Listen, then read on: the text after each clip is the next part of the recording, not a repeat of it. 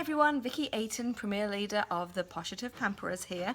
Just wanted to touch base to you about samples. What I generally do when I do samples is I select 5 to 6 products that I'm going to focus on and use one whole tube or whatever container it is of that product, so that way I know everyone's kind of getting the same thing that month, rather than try and spread myself too thin and have a little bit of everything.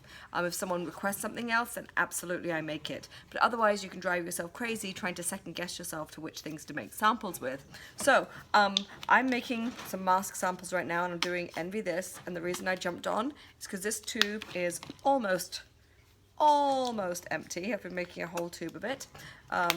But a good tip when making samples, I personally use the Laycons. You can get from either the Container family, you can get from samplecontainers.com, you can also get them on eBay, and Amazon has them, but they're a little bit more expensive, but good if you're in a hurry.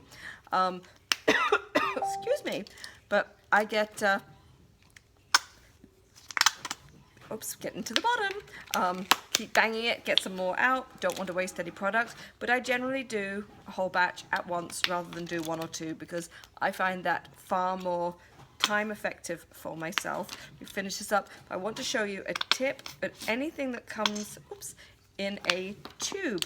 You can get as much as you can out by obviously the squeeze method, but when you get to the stage, using more than I thought, you're going to get to the stage that your Laycon, it doesn't come out anymore.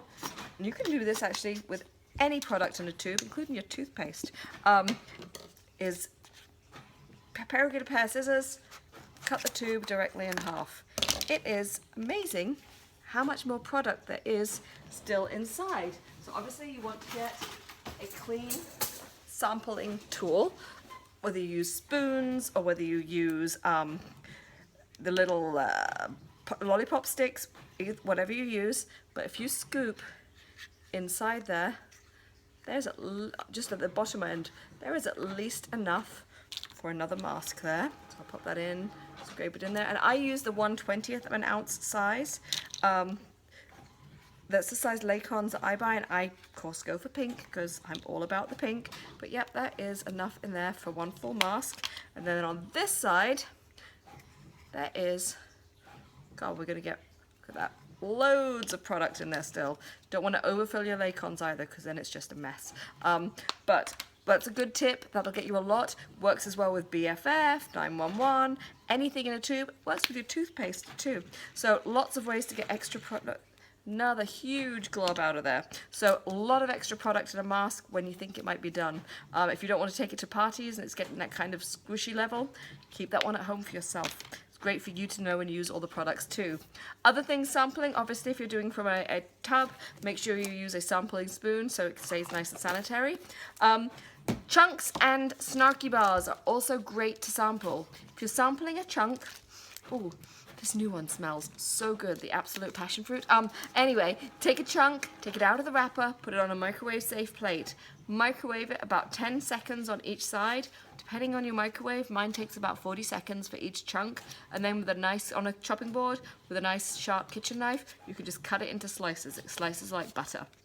So recommend doing that and then putting them in little baggies.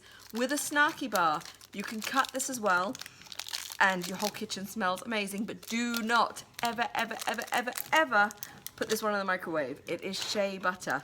It will just melt. So just cut this with a regular sharp knife and you will get your samples made out of that. I personally, then how you get the samples out, make sure you always supply contact information. You can either put labels on the back of them if you are just giving labels, or I use a card like this that has my name and contact information, and it also tells them what kind of samples they have. And this postcard, actually it's on a photograph, so it's a lot less expensive than a postcard. I print the blank one without my information is in the files section of our page, and it's also in our graphics page. And then I just print out the labels. These are on Avery 6450s. They're the little round ones. Some people punch them out with a 1-inch stamper. I find them a lot quicker to buy them pre-done and stick them straight directly on the samples. So make sure you label every sample or have them attached to something, and I just attach them with glue dots or glue tape. So hopefully that answers some sampling questions, but I would highly recommend focusing on a couple of products, buy 1 or 2 that you're going to use specifically for sampling, rather than take a little squirt of this, a little squirt of that, and then it's hard to keep up with what you actually have. So I hope that helps you all. If you have any more questions, let me know. Bye!